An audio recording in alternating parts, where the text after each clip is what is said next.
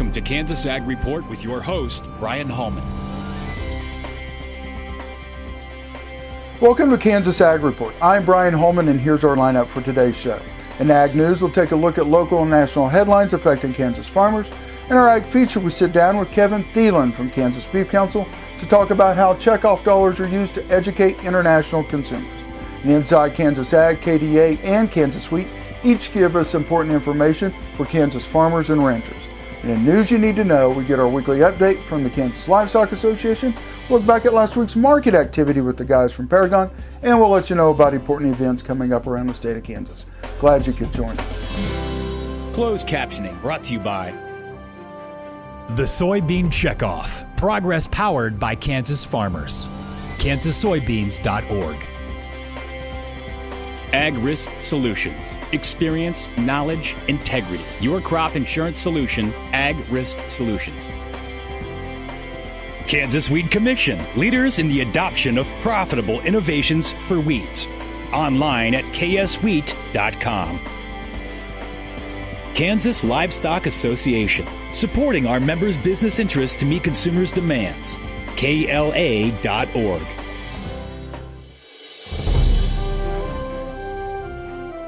Here's our national headlines for this week in Ag News. The U.S. House passes its version of the Water Resource Development Act with overwhelming support. The bill authorizes the U.S. Army Corps of Engineers water infrastructure projects for navigable waters, inland waterways, ports, and flood control. The measure also includes funding for infrastructure projects on major U.S. waterways. China has given approval to at least 2 companies to export corn.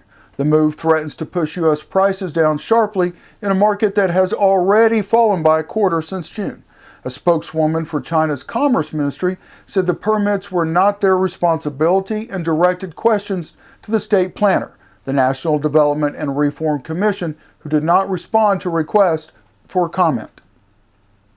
A new report released by the USDA shows that in 2014, the bio-based product industry contributed $393 billion and 4.2 million jobs to America's recovering economy.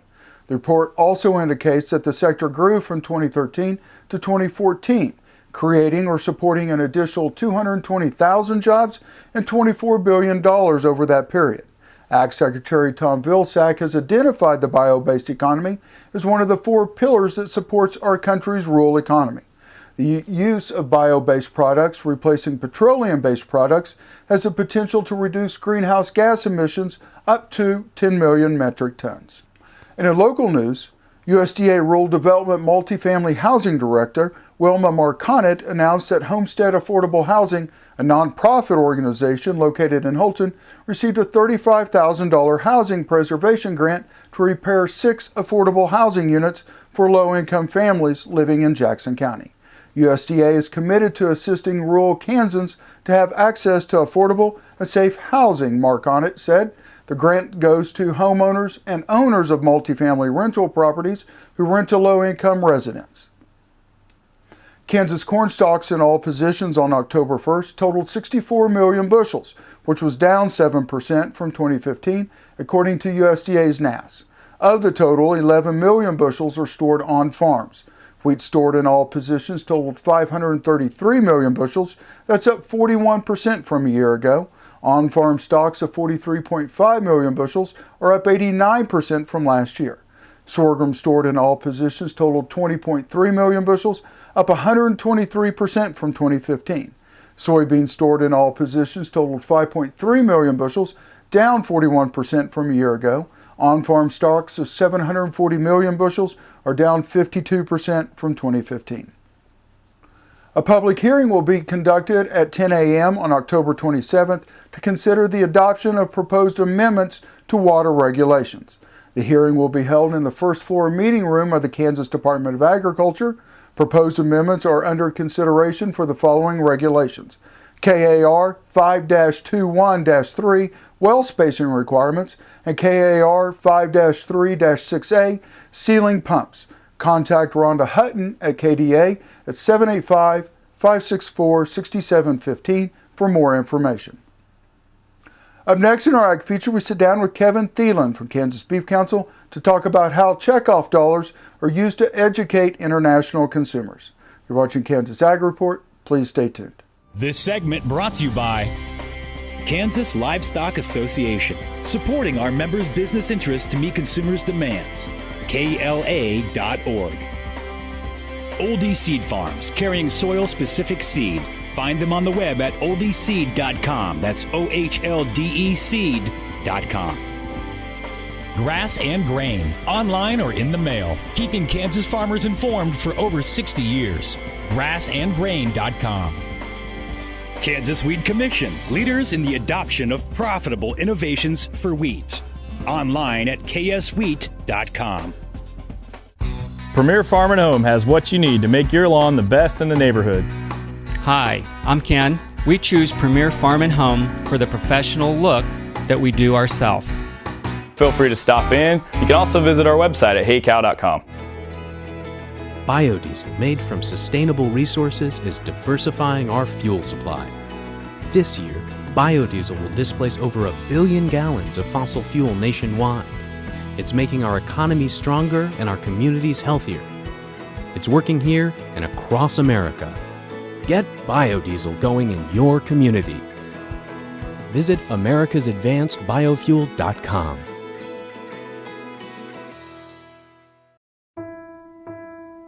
You need a partner that you can count on to be there for your business.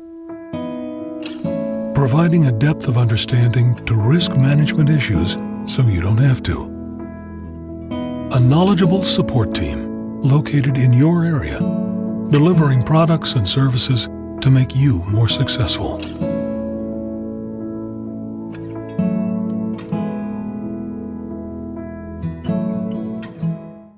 Imagine having someone help you pick the best corn hybrids for every field on your farm. Your Oldie representative can combine your data with his data to offer a field-by-field prescription. Contact Oldie Seed today at 877-692-4555.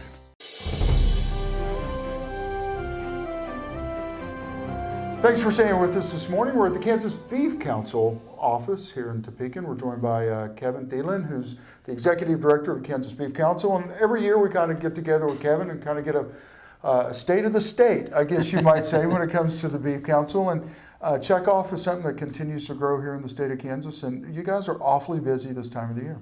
Yeah, we are. And first off, Brian, thanks for coming by. I appreciate always having the chance to talk about some of our activities. And you're right, you know, September, October for us, it's kind of that transition period where we're going from talking about grilling into kind of some family meal times and things like that. And so a lot of the events that we do would correspond to that. We have a registered dietitian on staff, Audrey Monroe, and Audrey did a training for the University of Kansas and also Kansas State University dietetics trainings. And so that went on earlier this year. Charlotte Huseman, who's our culinary expert, did a training at Johnson County Community College about 2 weeks ago where they brought in 2 different one-day sessions to where basically it was showing KC chefs and other beef kind of specialty folks kind of how to keep beef on the menu. Some new recipe ideas that the checkoff has coming, and that was always really successful. You know, we do that as often as we can because there's a lot of upside for us when we start talking about culinary. That's an area that consumers have a lot of interest in. And then the last thing that I just wanted to mention here quickly, Brian, beef quality assurance continues to be more important for us from an activity standpoint because our consumers are identifying it as more important. They want to know that there's guidelines out there that farmers and ranchers use to raise cattle. And so it's very important from that standpoint. And then also kind of that message of rancher continuing to improve on their abilities over their production year is very powerful. We use Dr. Dan Thompson to do a lot of those trainings, and you know, Dr. Dan has a great rapport. John Soxie, our industry relations person, is going to be rolling out some of those to FFA chapters across the state of Kansas. And they're going to be doing that on the online format. So a lot of things going on. We could go into more depth, but those are some of the highlights here for you. Well, when you talk about what consumers want, if you look at the new veterinarian feed directive, that's another step forward of just ensuring or reassuring consumers that what's going on in the beef industry is really putting them and their wants and desires up front. Well, yeah, the relationship between the producer and the vet, it's going to continue to become more important. And so that the VFD, I know Kansas Livestock Association and K-State have done a lot with that, making sure producers are ready for that when that comes the first part of the year. And from our standpoint, from a consumer messaging side, you're right. It is very powerful because people have questions about where their food comes from. This segment brought to you by Farm Bureau, a grassroots ag organization representing the state's farmers and ranchers since 1919. KFB.org. Oldie Seed Farms, carrying soil-specific seed. Find them on the web at oldieseed.com. That's OHLDE seed.com. Grass and Grain, online or in the mail, keeping Kansas farmers informed for over 60 years. Grassandgrain.com. Kansas Wheat Commission, leaders in the adoption of profitable innovations for wheat. Online at kswheat.com.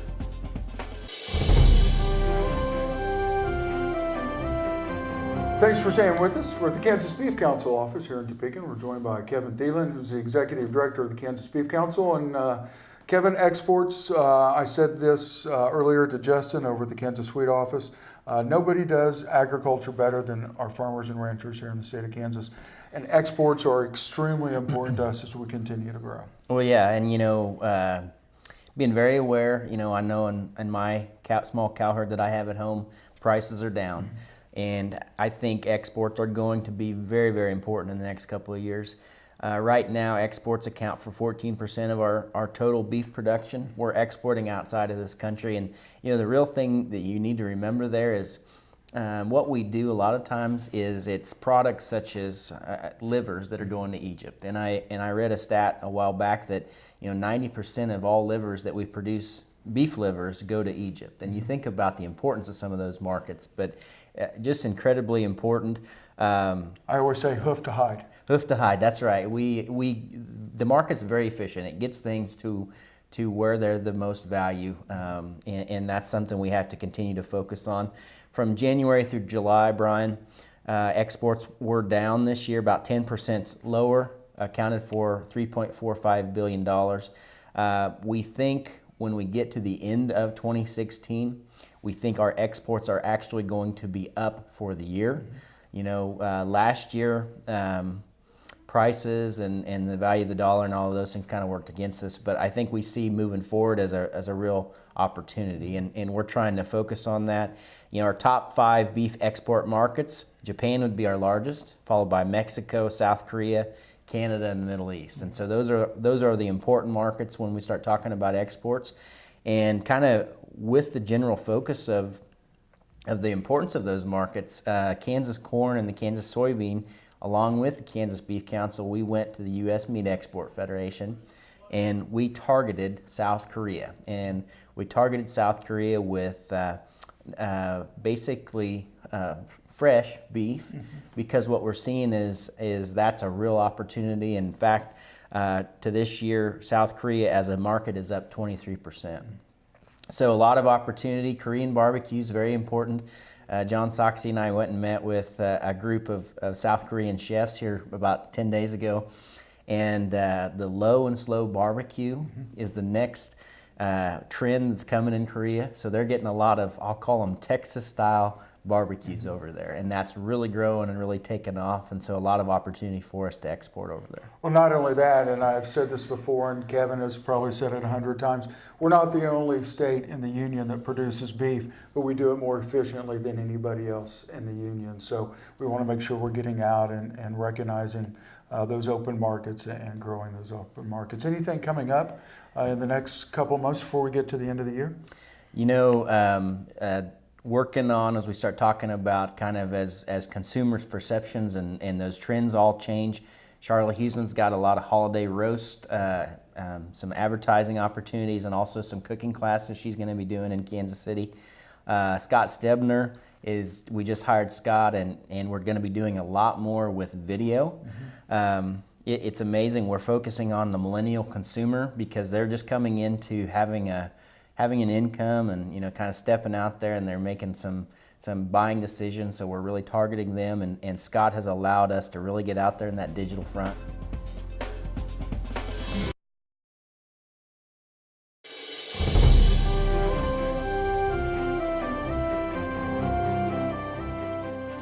Water is one of the most vital natural resources on our planet, and managing water rights within the state of Kansas is one of the most important responsibilities of the Kansas Department of Agriculture's Division of Water Resources. I'm Chris Badel, Program Manager with the division. In the past few weeks, Kansas has completed 3 milestone agreements to settle water rights issues in the state. At the end of August, after more than 2 years of negotiations among Kansas, Colorado, and Nebraska, the Republican River Compact Administration approved 2 long-term agreements among the states. These agreements resolve years of long-standing conflict over the use of water from the Republican River Basin. The resolutions were the result of open dialogue and will provide flexibility and greater certainty to all water users in the region. Then, in mid-September, the state of Kansas and the Kickapoo Tribe of Northeast Kansas signed the Kickapoo Water Rights Settlement Agreement to quantify and protect the tribe's federal water right. This is the first quantification of a tribal reserve water right in Kansas. These agreements are notable not only for their success in achieving fair, common-sense resolutions to challenging water rights conflicts, but for the positive working relationships we've developed with the Kickapoo Tribe and with our neighbors in Colorado and Nebraska. The Division of Water Resources administers many laws and responsibilities in our commitment to managing, protecting, and preserving water, this precious natural resource for all Kansans. You can find more information about these and other water-related issues at our website, agriculture.ks.gov/DWR. Kansas Wheat hosted an informational exchange with the group of Cuban flour mill professionals September 18th through the 23rd. The first of its kind event allowed these Cuban millers to experience Kansas farming and its wheat industry firsthand. The millers represent 2 of the 6 flour mills in Cuba. The trip included a visit to Kansas Wheat Commissioner Jay Armstrong's farm, opportunities to discuss crop quality in the state with the USDA and Kansas Wheat representatives, as well as tours of the Kansas Wheat Innovation Center, the IGP Institute, the Hal Ross Flour Mill, and the Kansas Grain Inspection Service. Cuba imports all its wheat needs, but it's not currently importing any wheat from the United States because of challenges related to the U.S. embargo. Total wheat imports from all origins in marketing year 2015-16 are estimated at 29.4 million bushels. Kansas Wheat has been working for decades to open up the Cuban wheat market, including meeting with Cuban leaders and trade missions to the island nation. Jay Armstrong, past chairman of the Kansas Wheat Commission, said, "With current decade-low commodity prices and pressures on the U.S. ag economy, we need to be fostering trade partners and relationships, not prohibiting them. Despite many difficulties associated with the U.S. trade with Cuba, it is apparent that we have major transportation and logistical advantages in shipping, given Cuba's proximity to the United States. A level playing field with Canada and Europe is critical for U.S. wheat farmers to fully realize their export potential to Cuba. Kansas wheat farmers support ending the embargo entirely." This segment brought to you by Farm Bureau, a grassroots ag organization representing the state's farmers and ranchers since 1919. KFB.org. Oldie Seed Farms, carrying soil-specific seed. Find them on the web at oldieseed.com. That's OHLDE seed.com. Grass and Grain, online or in the mail, keeping Kansas farmers informed for over 60 years. grassandgrain.com. Kansas Wheat Commission, leaders in the adoption of profitable innovations for wheat. Online at kswheat.com. Imagine having someone help you pick the best corn hybrids for every field on your farm. Your Oldie representative can combine your data with his data to offer a field-by-field prescription. Contact Oldie Seed today at 877-692-4555. I will take action against herbicide-resistant weeds. I will know my weeds, and I will stop them before they go to seed. I will do whatever it takes to give my crops the upper hand. And I will use multiple herbicide sites of action because every action counts. I will take action, this time for all time. You need a partner that you can count on to be there for your business. Providing a depth of understanding to risk management issues so you don't have to. A knowledgeable support team located in your area, delivering products and services to make you more successful.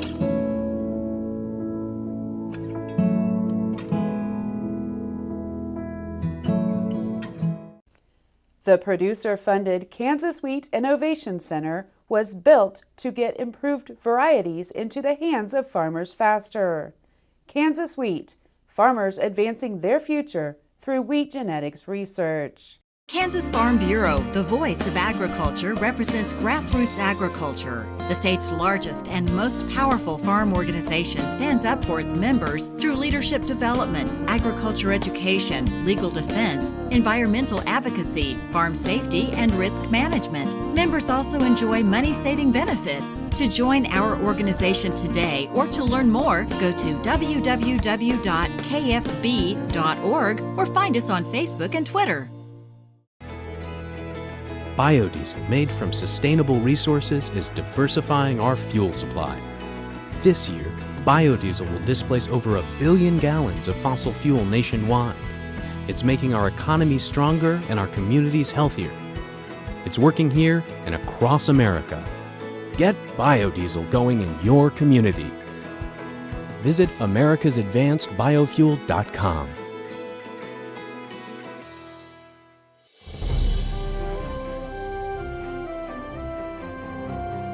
Beef producers from all segments of the business are encouraged to participate in a survey that will help establish a benchmark and a course of action for the industry.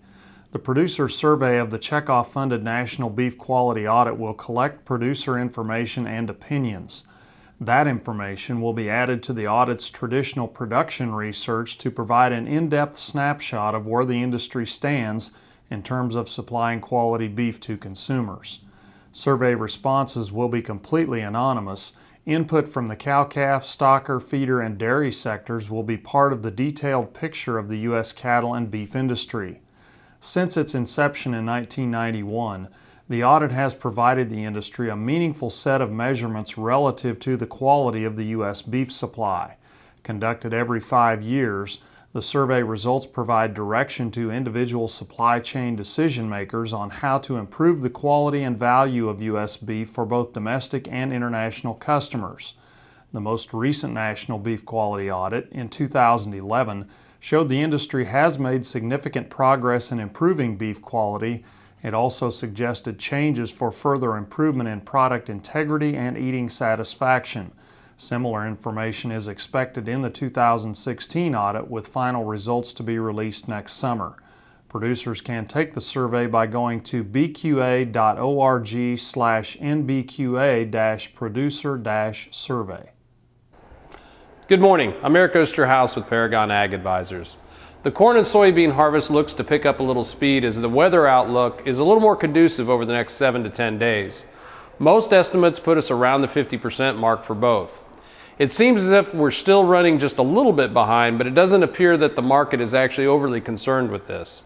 From a futures standpoint, in the near term, it really appears as if both markets want to trade the ranges we've been in since July. I think our best opportunity to break out of these ranges would more likely come from fund activity rather than from any fundamental harvest surprises.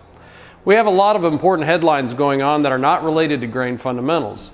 We have the election coming up very soon, crude oil's back to trading over $50, and potential interest rate hike, as well as a lot of military superpowers are in close quarters there in the Middle East. Any one of these things could cause a big shift in money flow. Funds are still massively short the wheat market, moderately short corn, and still moderately long the soybean market. If our big money friends decide to switch to more of a risk-off stance, it can overrun any of the fundamental news that's going on, at least for a short period in time. So keep an eye on those headlines relating to these things. The rally off the lows going into harvest has surprised a few, but don't get caught watching the paint dry now that a little of the pressure has been taken off. Continue to lock in profits when you can. Averaging up is a whole lot more fun than averaging down. If you do have any questions, please don't hesitate to give us a call at 888-452-8751. Have a productive day.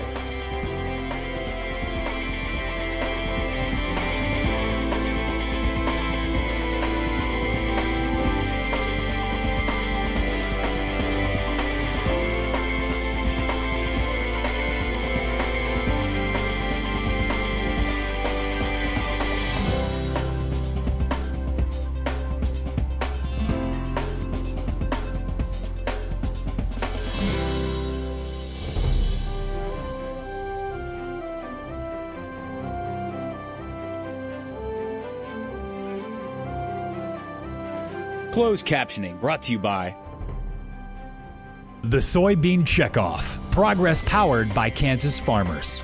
KansasSoybeans.org. Ag Risk Solutions. Experience, knowledge, integrity. Your crop insurance solution, Ag Risk Solutions.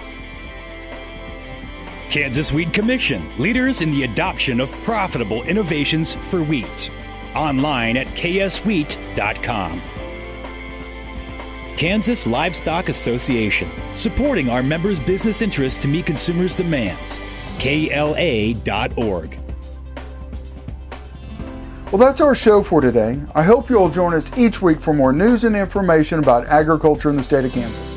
I'm Brian Holman, and thanks for watching.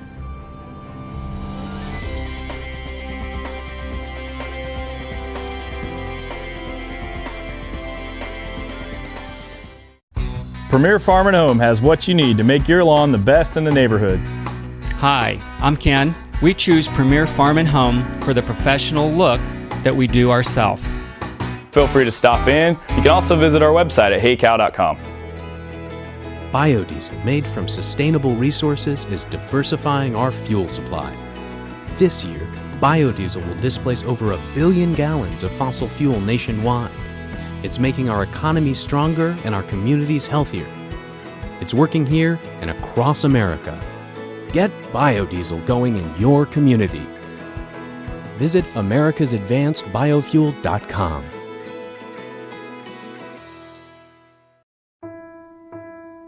You need a partner that you can count on to be there for your business. Providing a depth of understanding to risk management issues so you don't have to. A knowledgeable support team located in your area, delivering products and services to make you more successful.